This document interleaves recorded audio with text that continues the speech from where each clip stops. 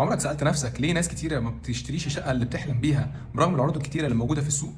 في الفيديو ده هقول لك على اكتر 5 غلطات الناس بتغلط فيهم، واكتر من 70% من الناس اللي بيجوا يشتروا شقة بالذات اللي بيجي يشتري لاول مرة بيغلط غلطة من الغلطات الخمسة دي. الغلطة الأولى هي عدم الاهتمام بالموقع بشكل كافي.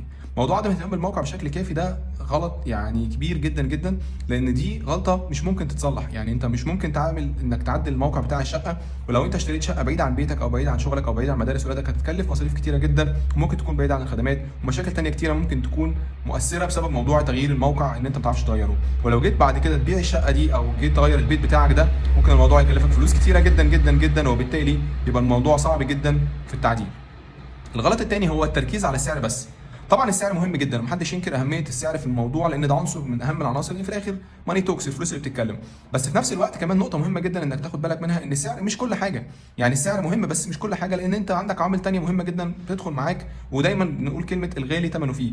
طيب انا مش معنى كده ان انا اشتري دايما بالضروره اغلى حاجه، بس حاول جدا ان انا اشوف الاختيارات بتاعتي كويس جدا، وبعد كده اشوف السعر مش العكس، او اشوف السعر بتاعي ده ايه اكتر حاجه مميزه اقدر اجيبها بالسعر بتاعي ده، بيسموها القيمه مقابل السعر مش السعر بس. نقطة ثالثة مهمة جدا هي التسرع أو البطء الزيادة في اتخاذ القرار. لا التسرع حلو ولا البطء الزيادة حلو. التسرع كويس في حالة واحدة بس، إن أنت يكون قدامك فرصة كويسة جدا تدرسها تنفذ بسرعة، فاسمها السرعة مش التسرع. النقطة الرابعة المهمة جدا والغلطة الكبيرة اللي بيحصل فيها ناس كتيرة جدا، إن هي عدم تحديد الأولويات بالذات في موضوع تاريخ الاستلام. موضوع تاريخ الاستلام ده نقطة مهمة جدا ان انت تاخد بالك منها، ولا مهم يعني كلنا عايزين نستلم بدري شوية، بس ساعات كتير لما انت تبقى مصر ان انت تستلم بدري، وفي حالة ان انت تقدر تستنى شوية، فانت بتقفل على نفسك اختيارات كتيرة جدا كنت ممكن تستفيد بيها، بس الحقيقة انت ما استفدتش بسبب موضوع الاصرار على الاستلام بدري. النقطة الخامسة والأخيرة هي عدم الاستعانة بمحامي في حالة الريسيل، أو عدم الاستعانة باستشاري عقاري أو بروكر شاطر وأمين في حالة إن أنت بتشتري بالذات برايمري. طيب الموضوع ده مهم جدا ليه؟ مهم جدا علشان ان انت بيبقى الامور القانونيه بتبقى المحامي بيفهم فيها كويس جدا، ممكن ياخد باله من حاجات انت مش واخد بالك منها بالنسبه للامور القانونيه.